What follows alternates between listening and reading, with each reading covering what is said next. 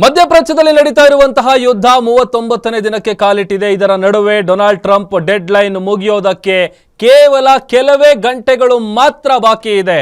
ವಿಶ್ವದಲ್ಲಿ ಶುರುವಾಗೇ ಬಿಡುತ್ತಾ ಮೂರನೇ ಮಹಾಯುದ್ಧ ಅನ್ನುವಂತಹ ಪ್ರಶ್ನೆ ಕಾಡ್ತಾ ಇದೆ.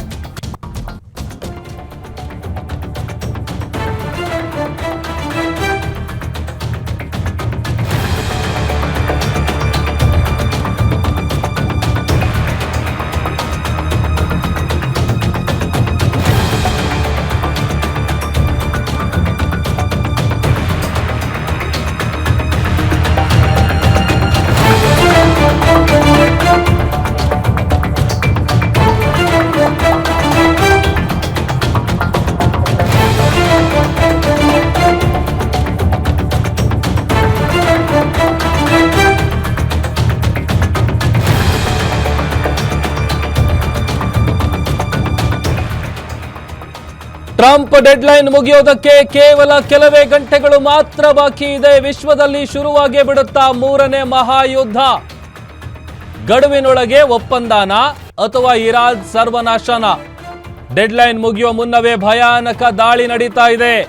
ಇಸ್ರೇಲ್ ಅಮೆರಿಕದಿಂದ ಇರಾನ್ ಮೇಲೆ ಆರ್ಭಟಿಸ್ತಾ ಇದೆ ಇಸ್ರೇಲ್ ಮತ್ತು ಅಮೆರಿಕ.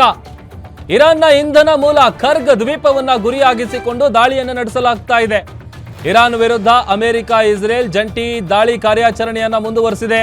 ಯಾವುದೇ ಕ್ಷಣದಲ್ಲಿ ಬೇಕಾದರೂ ಇರಾನ್ ಮೇಲೆ ಘನಘೋರ ದಾಳಿಯಾಗುವಂತಹ ಸಾಧ್ಯತೆ ಇದೆ.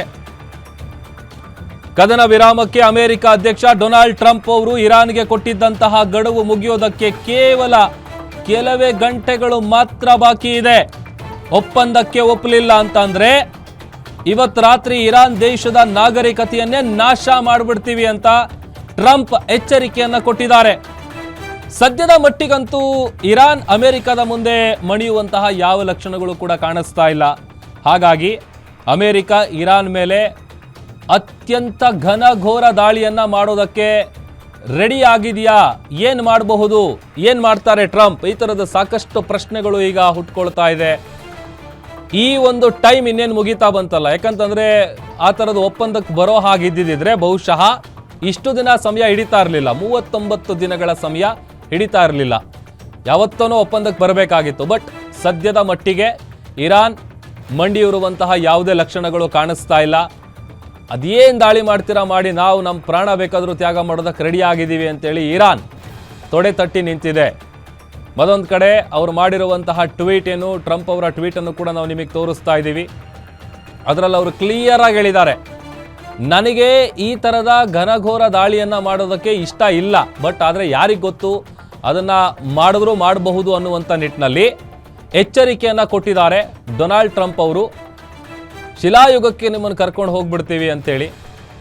ಇದೆಲ್ಲದರ ನಡುವೆ ಒಪ್ಪಂದ ಆಗುವಂಥ ಯಾವುದೇ ಲಕ್ಷಣಗಳು ಸದ್ಯಕ್ಕಂತೂ ಕಾಣಿಸ್ತಾ ಇಲ್ಲ. ಆ ಡೆಡ್ಲೈನ್ ಮುಗಿಯೋ ಮುನ್ನವೇನೆ ಭಯಾನಕ ದಾಳಿಗಳು ನಡೀತಾ ಇದೆ. ಖರ್ಗ್ ದ್ವೀಪ ಏನಿದೆ, ಅದೇ ದ್ವೀಪವನ್ನು ಗುರಿಯಾಗಿಸಿಕೊಂಡು ಅಮೆರಿಕ ಇಸ್ರೇಲ್ ಜಂಟಿಯಾಗಿ ದಾಳಿಯನ್ನ ಮಾಡ್ತಾ ಇದೆ. ಖರ್ಗ್ ದ್ವೀಪದ ಬಗ್ಗೆ ಸಹಜವಾಗಿ ಇರಾನ್ನ ಒಂದು ರೀತಿ ಹೃದಯ ಭಾಗ ಇದ್ದಂಗೆ, ಅದು ಜೀವನಾಡಿ, ಆರ್ಥಿಕ ಜೀವನಾಡಿ ಖರ್ಗ್ ದ್ವೀಪ. 90% ಆಫ್ ಕ್ರೂಡ್ ಆಯಿಲ್ ಎಲ್ಲವೂ ಕೂಡ ಪ್ರಿಸರ್ವ್ ಮಾಡಿಟ್ಟಿರುವಂತಹ ಜಾಗ. ಆಮೇಲೆ ಎಲ್ಲ ದೇಶಗಳಿಗೆ ಅದೇ ಖರ್ಗ್ ದ್ವೀಪದಿಂದ ತೈಲ ರಫ್ತಾಗೋದು. ಹಾಗಾಗಿ ಅದರ ಮೇಲೆ ಅಟ್ಯಾಕನ್ನು ಇಸ್ರೇಲ್ ಮತ್ತು ಅಮೆರಿಕ ಸೇರ್ಕೊಂಡು ಮಾಡ್ತಾ ಇದೆ. ಹಾರ್ಮೋಜ್ ಜಲಸಂಧಿಯನ್ನು ಓಪನ್ ಮಾಡಬೇಕು. ಆಮೇಲೆ ಟ್ವೀಟ್ಗಳೇನು ನಾವು ಗಮನಿಸ್ತಾ ಇದ್ದೀವಲ್ಲ, ಈಗ ಸದ್ಯಕ್ಕೆ ಏನಾಗಬಹುದು? ಮೂರನೇ ಮಹಾಯುದ್ಧ ಏನಾದರೂ ಶುರು ಆಗುತ್ತಾ? ಯಾವ ಥರದ ದಾಳಿ ಆಗಬಹುದು? ಇರಾನ್ ಕೂಡ ಎಲ್ಲ ರೀತಿಯಾಗಿ ಸಜ್ಜಾಗಿದೆ. ಈಗ ಒಂದು ಕಡೆ ಈ ಥರದ ಬೆಳವಣಿಗೆಗಳ ನಡುವೆ ಭಾರತ ಕೂಡ ಅಲರ್ಟ್ ಆಗಿದೆ. ಮುನ್ನೆಚ್ಚರಿಕೆ ಸೂಚನೆಯನ್ನ ಭಾರತೀಯ ರಾಯಭಾರಿ ಕಚೇರಿ ಕೊಟ್ಟಿದೆ. ಭಾರತೀಯ ಪ್ರವಾಸಿಗರು ನಾಗರಿಕರಿಗೆ ಎಚ್ಚರಿಕೆಯಿಂದ ಇರಿ ಅಂತ ಸಂದೇಶ ನೀಡಲಾಗಿದೆ. ಇರಾನ್ ಮಧ್ಯಪ್ರಾಚ್ಯದಲ್ಲಿರುವಂತಹ ಎಲ್ಲ ಭಾರತೀಯರಿಗೆ ಈ ತರದ ಒಂದು ಸೂಚನೆ ಕೊಡಲಾಗಿದೆ. ರೈಲ್ವೆ, ವಿದ್ಯುತ್, ಬೃಹತ್ ಕಟ್ಟಡ, ಮಿಲಿಟರಿ ಪ್ರದೇಶಗಳಲ್ಲಿ ಪ್ರವಾಸಿಗರಿಗೆ ಅತ್ಯಂತ ಜಾಗರೂಕರಾಗಿರಿ, ಹುಷಾರಾಗಿರಿ ಅನ್ನುವಂಥ ಸೂಚನೆಯನ್ನ ನೀಡಲಾಗಿದೆ. ಸುರಕ್ಷಿತ ಪ್ರದೇಶ ಮತ್ತು ಭೂಗತ ಸ್ಥಳಗಳಿಗೆ ತೆರಳಲು ಸಂದೇಶವನ್ನು ನೀಡಲಾಗಿದೆ. ರಾಯಭಾರಿ ಕಚೇರಿಯಿಂದ ತುರ್ತು ಸಹಾಯವಾಣಿಯನ್ನು ಕೂಡ ಸ್ಥಾಪನೆ ಮಾಡಲಾಗಿದೆ. ಇವತ್ತು ಮಧ್ಯರಾತ್ರಿ ವೇಳೆಗೆ ಇರಾನ್ ಮೇಲೆ ದಾಳಿ ಹಿನ್ನೆಲೆ ಭಾರತ ಕೂಡ ಅಲರ್ಟ್ ಆಗಿದೆ. ಈ ಎಲ್ಲ ಬೆಳವಣಿಗೆಗಳು ನೋಡ್ತಾ ಇದ್ರೆ ಬಹುಶಃ ಮೇಜರ್ ಏನೋ ಒಂದು ಆಗಬಹುದು. ಯಾಕಂತಂದ್ರೆ ಟ್ರಂಪ್ ಕೂಡ ಅಷ್ಟು ವಾರ್ನಿಂಗ್ ಅನ್ನು ಕೊಟ್ಟಿದ್ದಾರೆ, ಡೆಡ್ಲೈನ್ ಅನ್ನು ಕೊಟ್ಟಿದ್ದಾರೆ. ಇದೆಲ್ಲದರ ನಡುವೆ ಎಂಬಸಿ ಆಫ್ ಇಂಡಿಯಾದಿಂದ ಅಡ್ವೈಸರಿ ಪ್ರತಿಯನ್ನು ಕೂಡ ನಾವು ನಿಮಗೆ ತೋರಿಸ್ತಾ ಇದ್ದೀವಿ. ಅದರಲ್ಲಿ ನಂಬರ್ಗಳು ಕೂಡ ನೀವು ಗಮನಿಸಬಹುದು. ಬಹಳ ಹುಷಾರಾಗಿರಿ, ಮುನ್ನೆಚ್ಚರಿಕೆ ಸೂಚನೆಯನ್ನ ಭಾರತೀಯ ರಾಯಭಾರಿ ಕಚೇರಿ ಕೊಟ್ಟಿರೋದು.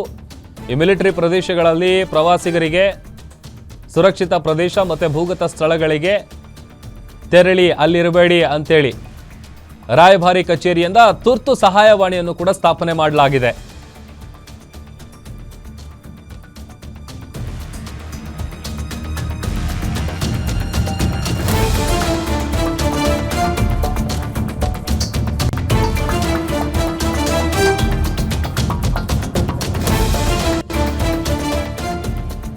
ನೋಡಿ, ಇರಾನ್ನ ತೆಹರಾನ್ ಏನಿದೆ ಆ ಭಾಗದಲ್ಲಿರುವಂಥ ನಮ್ಮ ಭಾರತೀಯ ರಾಯಭಾರಿ ಕಚೇರಿಯಿಂದ ಈ ಥರದೊಂದು ಸೂಚನೆ ಹೊರಬಿದ್ದಿರೋದು.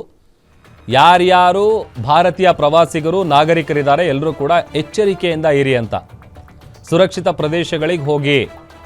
ಯಾಕಂತಂದರೆ ಈಗ 48 ಗಂಟೆಗಳ ಮೆನ್ಷನ್ ಏನು ಮಾಡಿದಾರಲ್ಲ, 48 hours for the next 48 hours ಅಂತ, ಅಲ್ಲಿವರೆಗೂ ಏನು ಬೇಕಾದರೂ ಆಗಬಹುದು. ಒಂದು ಕಡೆ ಈ ಟೈಮ್ ಏನಿದೆ ಡೆಡ್ಲೈನ್ ಮುಗಿತಾ ಬರ್ತಾ ಇದೆ, ಜೊತೆಗೆ ನಾವು ನರಕವನ್ನು ಸೃಷ್ಟಿ ಮಾಡ್ತೀವಿ ಅಂತ ಅಮೆರಿಕ ಹೇಳ್ತಾ ಇದೆ, ಇತ್ತ ಇರಾನ್ ಕೂಡ ಸಜ್ಜಾಗಿದೆ. ಹಾಗಾಗಿ ಯಾವ ರೀತಿಯಾದಂತಹ ಇಷ್ಟು ದಿನ 39 ದಿನಗಳಿಂದ ಏನು ಯುದ್ಧ ನಡೀತಾ ಇದೆಯಲ್ಲ, ದಾಳಿ ಪ್ರತಿ ದಾಳಿಗಳು ನಿರಂತರವಾಗಿ ನಡೀತಾ ಇದೆಯಲ್ಲ, ಇದರ ತೀವ್ರತೆ ಮತ್ತಷ್ಟು ಹೆಚ್ಚಾಗುತ್ತಾ, ಮೂರನೇ ಮಹಾಯುದ್ಧ ಶುರುವಾಗ್ಬಿಡುತ್ತಾ, ಈ ಥರದ್ದೆಲ್ಲ ಪ್ರಶ್ನೆಗಳಿದೆ. ಇರಾನ್ಗೆ ಇದುವರೆಗೆ ಒಟ್ಟು 6 ಟೈಮ್ ಗಡುವನ್ನು ಕೊಟ್ಟಿರೋದು. ಮೊದಲ ಬಾರಿಗೆ ಮಾರ್ಚ್ 21ರಂದು ಡೆಡ್ಲೈನ್ ಅನ್ನು ಕೊಡಲಾಗಿತ್ತು. 48 ಗಂಟೆಗಳ ಒಳಗೆ ಹರ್ಮುಜ್ ಜಲಸಂಧಿ ಏನಿದೆ ಆ ಮಾರ್ಗವನ್ನು ಓಪನ್ ಮಾಡಬೇಕು. ಇಲ್ಲ ಅಂತ ಅಂದರೆ ಇರಾನ್ನ ವಿದ್ಯುತ್ ಸ್ಥಾವರಗಳ ಮೇಲೆ ದಾಳಿ ಮಾಡ್ತೀವಿ ಅಂತ ಟ್ರಂಪ್ ಎಚ್ಚರಿಸಿದ್ರು. ಮಾರ್ಚ್ 23ರಂದು 5 ದಿನಗಳವರೆಗೆ ಯುದ್ಧಕ್ಕೆ ಬ್ರೇಕ್, ಅಂದರೆ ಕದನ ವಿರಾಮ. ಎರಡೂ ದೇಶಗಳ ನಡುವೆ ಉತ್ತಮ ಮಾತುಕತೆ ನಡೆದಿದೆ. ಇಂಧನ ಸ್ಥಾಪನೆಗಳ ಮೇಲಿನ ದಾಳಿಯನ್ನ ಮುಂದೂಡಲಾಗಿದೆ ಅಂತ ಹೇಳಿದ್ರು. ಅದಾದ ಬಳಿಕ ಮಾರ್ಚ್ 27 ಇರಾನ್ನ ಕೋರಿಕೆಯ ಮೇರೆಗೆ ದಾಳಿಯನ್ನ 10 ದಿನಗಳವರೆಗೆ ಎಕ್ಸ್ಟೆಂಡ್ ಮಾಡಿದ್ರು, ಮುಂದೂಡ್ತಾ ಇದ್ದೀವಿ ಅಂತ. ಈಗ ಏಪ್ರಿಲ್ 3ರಂದು ಇರಾನ್ಗೆ 48 ಗಂಟೆಗಳ ಕಾಲಾವಕಾಶ ಕೊಡಲಾಗಿದೆ.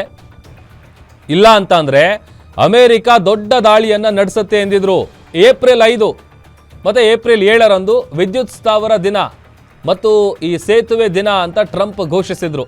ಅಂದ್ರೆ ವಿದ್ಯುತ್ ಸ್ಥಾವರಗಳು ಮತ್ತು ಸೇತುವೆಗಳ ಮೇಲೆ ದಾಳಿ ಮಾಡಲಾಗತ್ತೆ ಅನ್ನುವಂಥದ್ದು ಅದರ ಅರ್ಥ. ಇನ್ನು ಏಪ್ರಿಲ್ 7ನೇ ತಾರೀಕು ಒಪ್ಪಂದ ಮಾಡಿಕೊಳ್ಳಿಲ್ಲ ಅಂತ ಅಂದರೆ ಇವತ್ತು ರಾತ್ರಿ, ಅಂದರೆ ಇವತ್ತು ಇರಾನ್ನ ಸರ್ವನಾಶ ಮಾಡಿಬಿಡ್ತೀವಿ, ಇಡೀ ನಾಗರಿಕತೆಯು ಕೊನೆಗೊಳ್ಳಬಹುದು ಅಂತ ಟ್ರಂಪ್ ಕಟುವಾದ ಎಚ್ಚರಿಕೆಯನ್ನು ನೀಡಿದ್ದಾರೆ.